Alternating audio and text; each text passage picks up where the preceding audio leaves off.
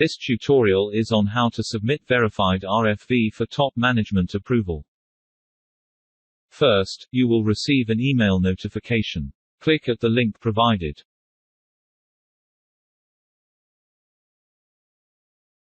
Then it will direct you to the RFV module, or another option is every time log in to the system you can see pending task for your approval at the to-do list. Click View.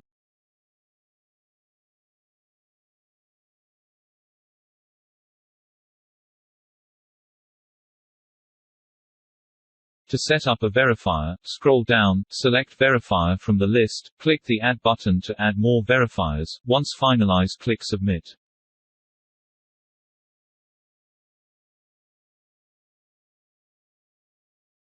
Now the status is pending for approval.